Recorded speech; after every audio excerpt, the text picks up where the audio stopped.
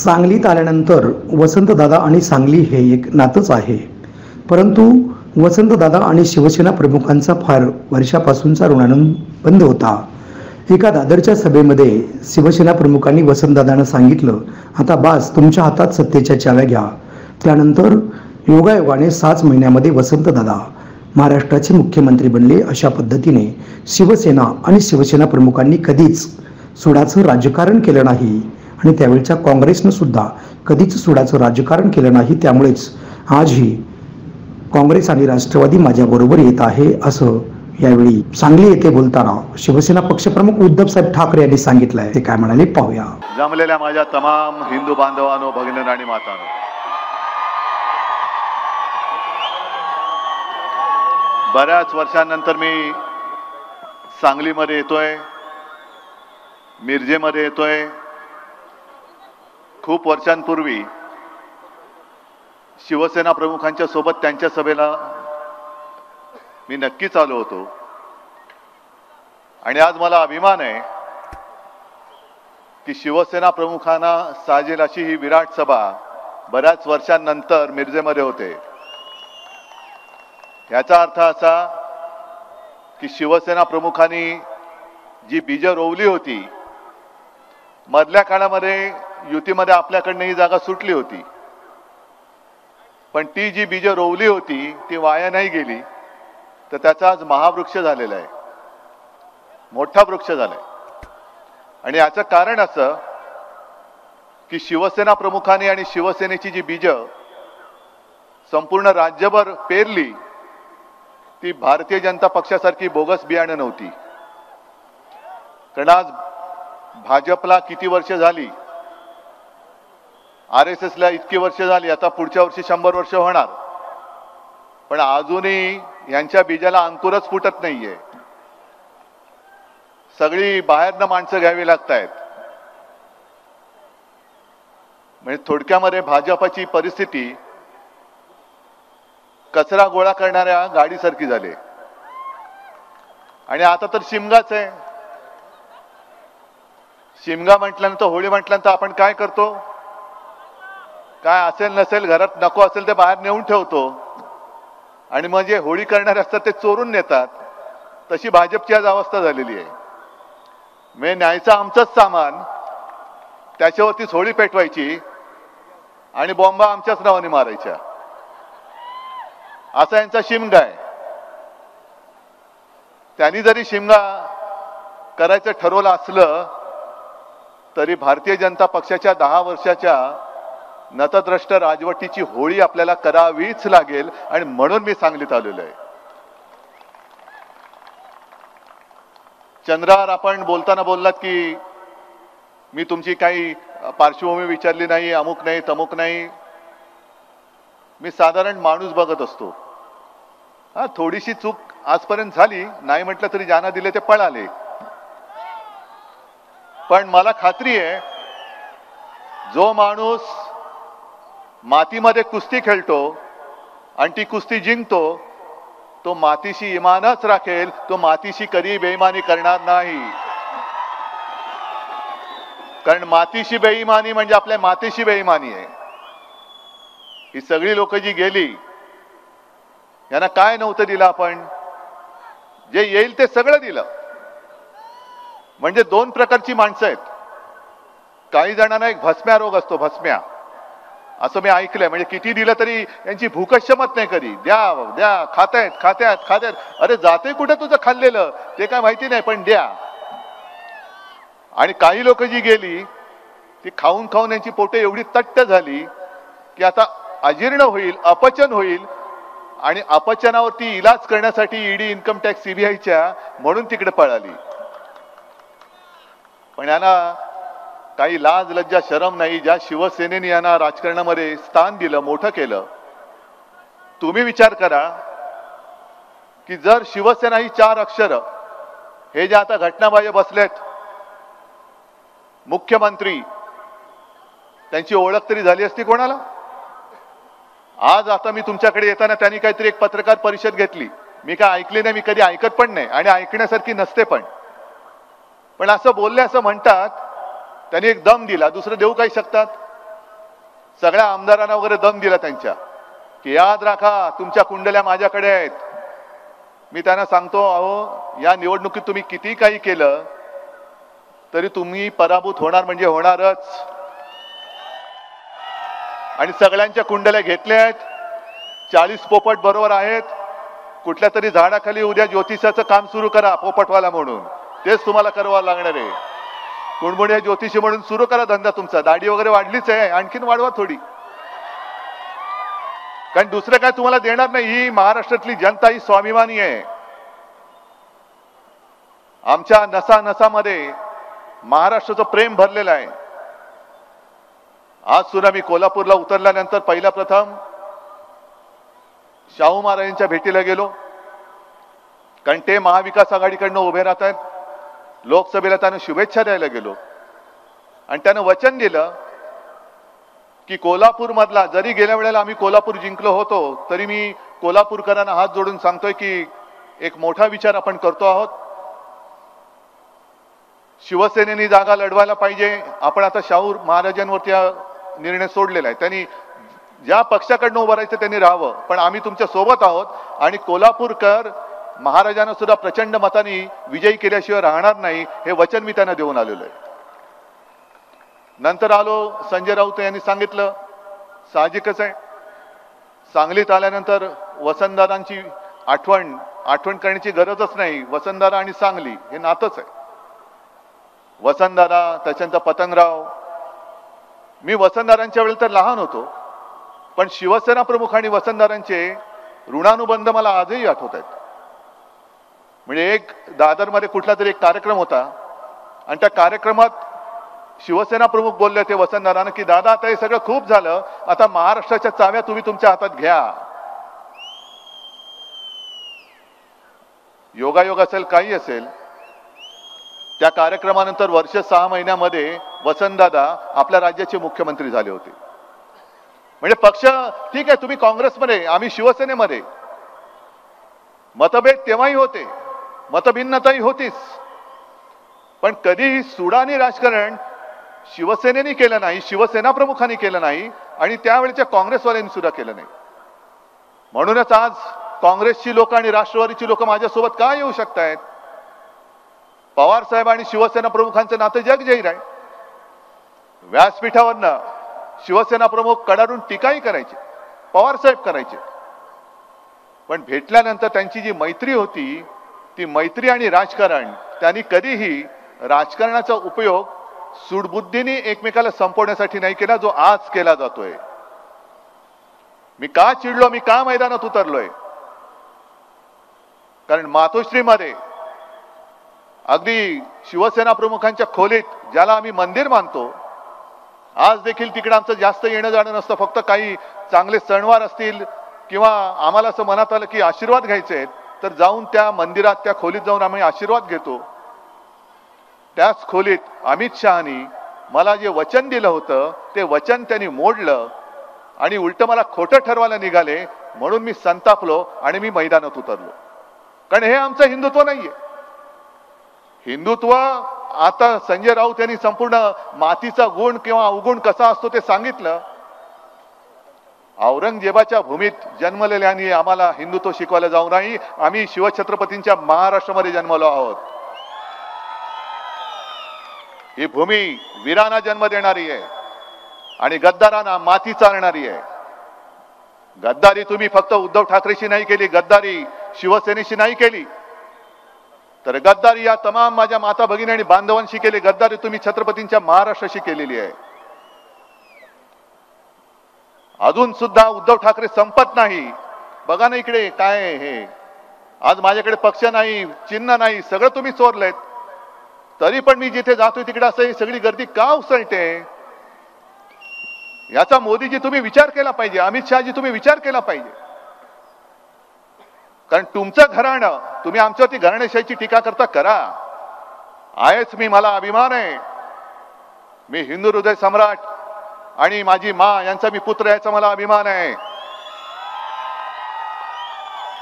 आणि मोदीजी तुम्ही तुमच्या 7 पिढ्यांचा इतिहास सांगा. अमित शहाजी तुम्ही तुमच्या 7 पिढ्यांचा इतिहास सांगा आणि मी माझ्या 7 पिढ्यांचा इतिहास सांगतो. जनतेला ठरू दे आणि जनताच सांगेल तुम्हाला की जनतेसाठी कोणत्या पिढ्या राबल्या आणि जनतेला कोणत्या पिढ्या लुबाडतायत हे जनता तुम्हाला तोंडावरती सांगेल. एवढी महाराष्ट्राची जनता ही स्वाभिमानी आहे. पण तुम्ही वाटेल ते बोलता, वाटेल ते बडबडता. काल एक सहज त्या सिंदखेड राजाला गेलो, मातृतीर्थ जिथे जिजाऊंचा जन्म झाला त्या जन्मस्थानाच्या बाहेरच अगदी गेटला लागून आमची सभा होती, कुटुंब संवाद. आणि तिथे बोलताना संजय राऊत बोलले की औरंगजेबाचा जन्म कुठे झाला ते त्यांनी सांगितलं. आम्ही काय करू शकतो, आम्ही तो इतिहास नाही पुसू शकत. जन्म तिथे झाला तर झाला.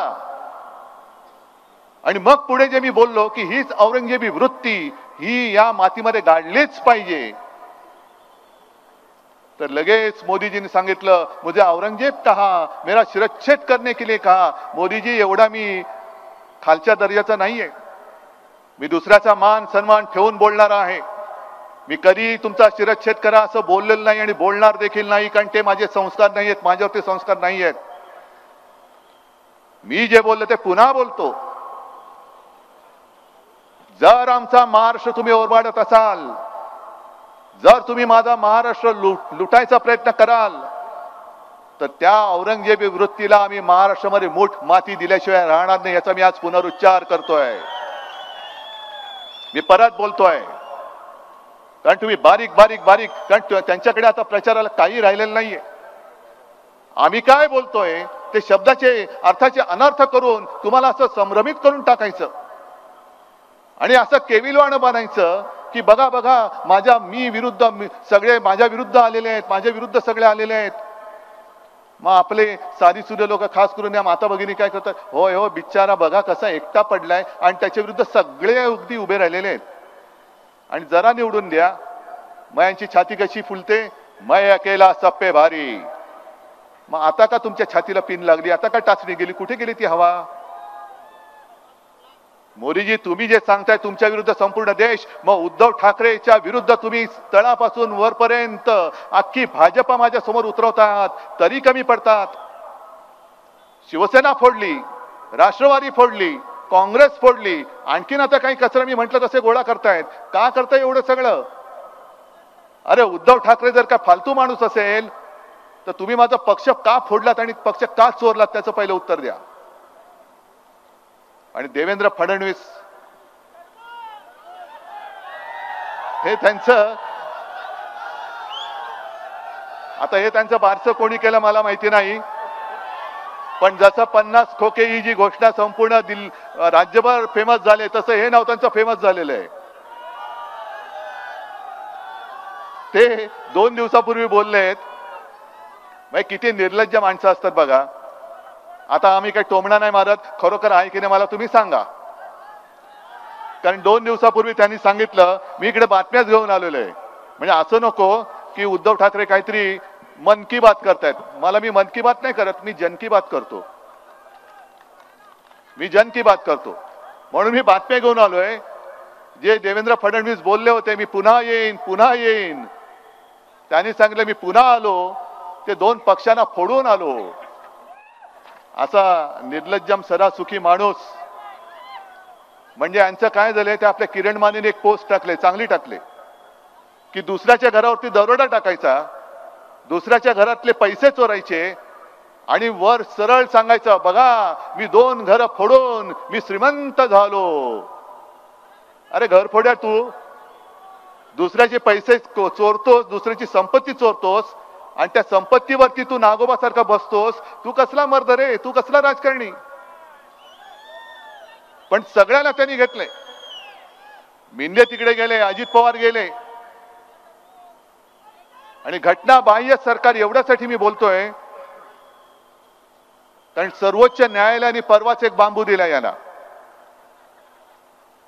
काय बांबू दिला हे मुद्दामून ती पण बातमी आणले की त्यांनी जे सांगितलंय की तुम्ही जे पक्षांतर केलं, अजित पवारांच्या वकिलाला सांगितले ही मतदारांची चेष्टा नव्हे काय.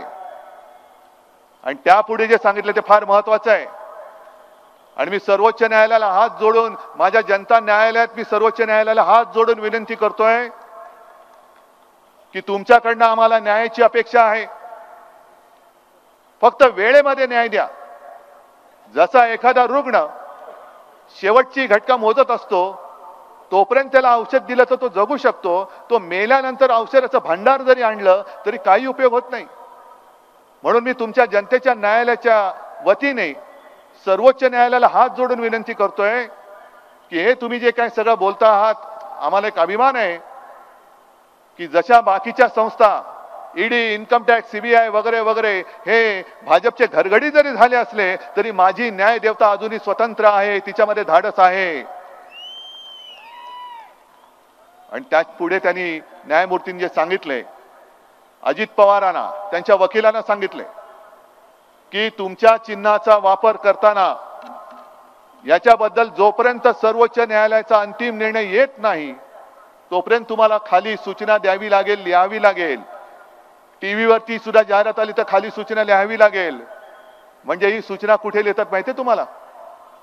आता मी असं नाही विचारत तुमच्यापैकी सिगारेट किती ओढतात, कारण मी पण ओढत नाही, पण मला माहितीये सिगारेटच्या पाकिटावरती एक संविधानिक किंवा वैधानिक इशारा दिलेला असतो ना.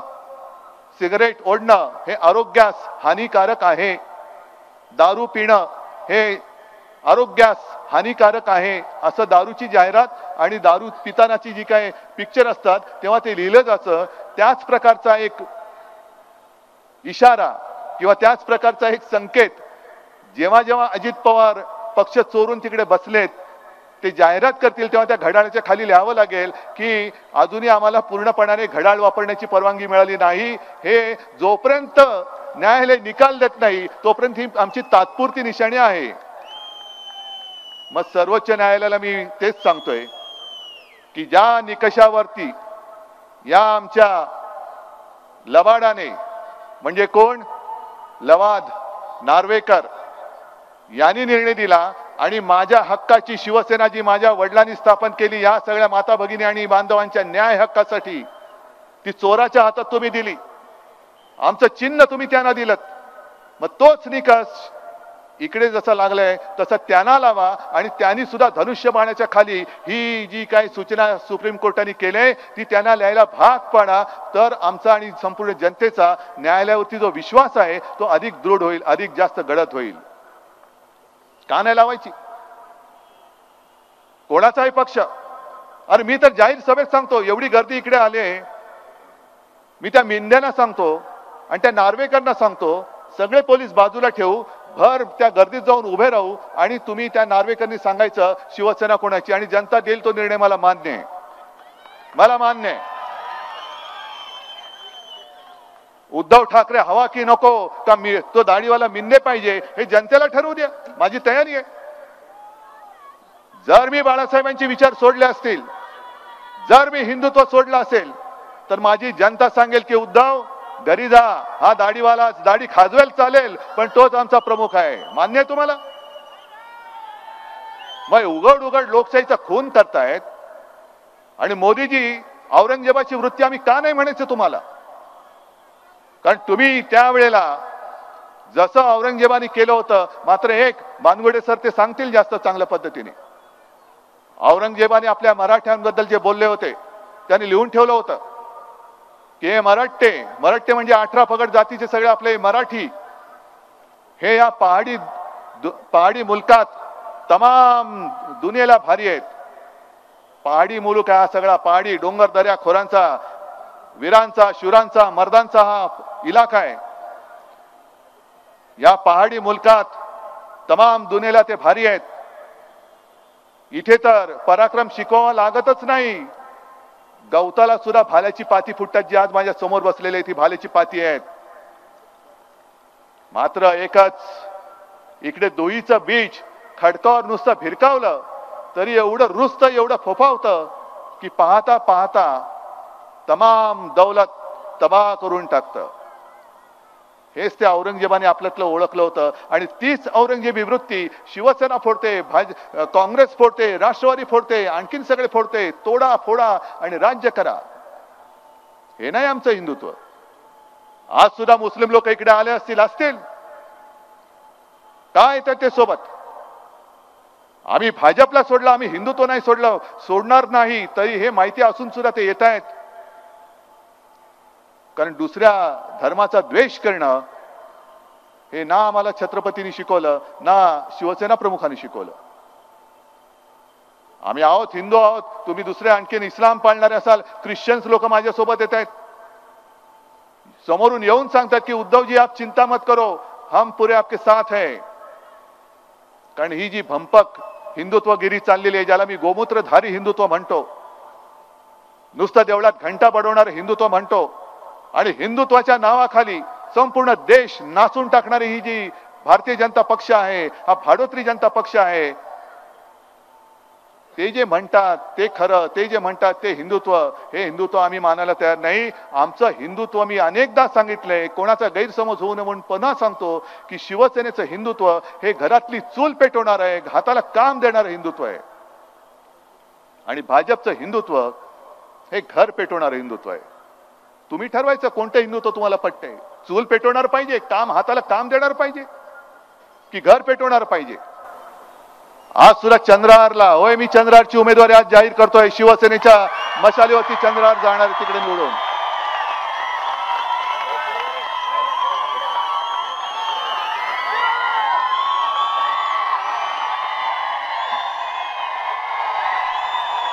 हा मर्द तुम्हाला दिलेला आहे, हा मर्द तुमच्यासाठी लढायला उतरलेला आहे, पण याला जिंकून देण्याचा मर्दपणा तुम्हाला दाखवावा लागेल. सांगलीकरांना सांगावं लागेल की आम्ही पण मर्द आहोत.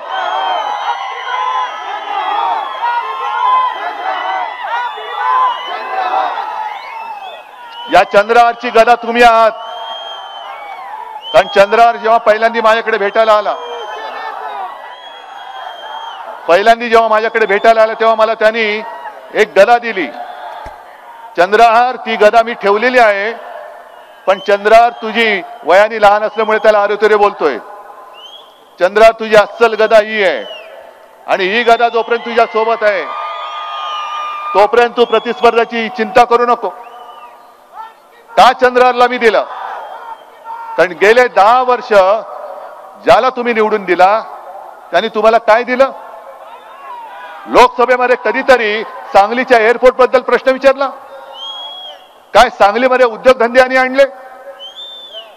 सांगलीमध्ये काय तुमचं आणखीन काय जे तुम्ही सांगत होतात, पाणी सिंचनाची सोय केली का? काही केलेलं नाही. तरी सुद्धा पुन्हा पुन्हा आपकी बार 400 पार. काय मी मागे म्हटलं ना शिवाजी पार्कला, 400 पार म्हणजे काय? खुर्च्यांचं दुकान काढले तुम्ही? काय किती खुर्च्या? आता 400 पार, पुढच्या वेळेला 500 पार. हा एवढा माझा महाराष्ट्र भोळा नाहीये. माझा भोळा आहे, साधा आहे, पण मूर्ख नाहीये.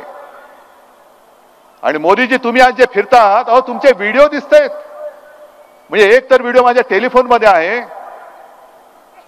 एक त्या नागपूरमध्ये त्या परिसरात मी गेलो होतो, यवतमाळ वाशिम, तिथल्या त्या कलावती म्हणून एक बाई आहेत, गरीब बाई.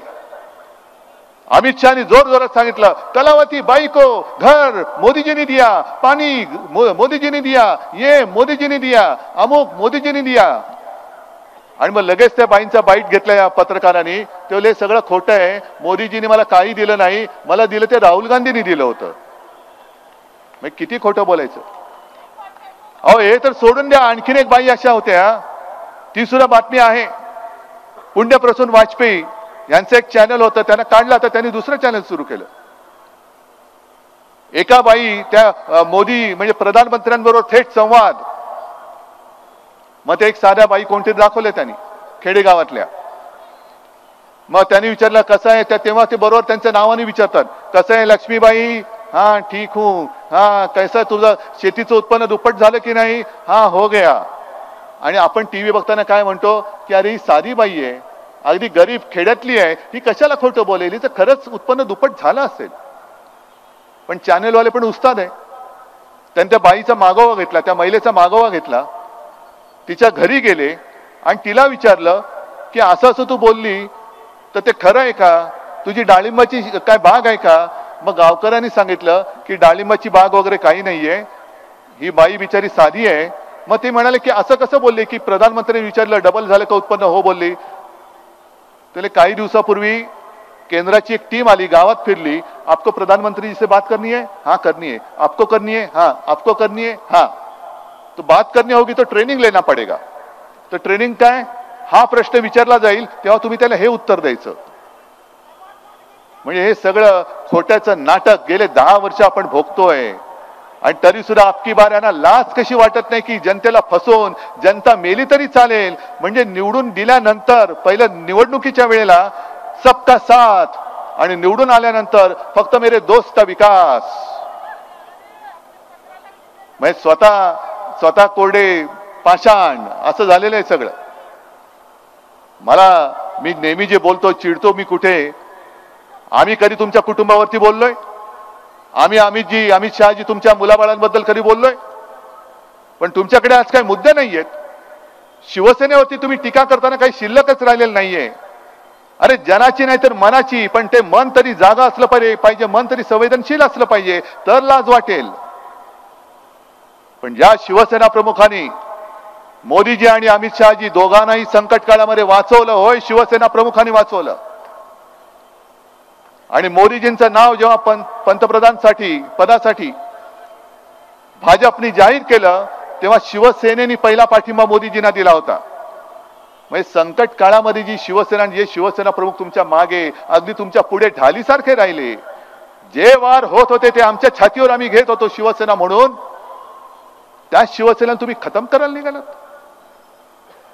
19 साली सुद्धा अमित शहाजी तुम्ही मातोश्रीत आला होतात आणि शिवसेना प्रमुखांसमोर जे लोटांगण घातलं होतं, काय म्हणून तुम्ही आला होतात मातोश्रीत? मीच होतो ना पक्षप्रमुख.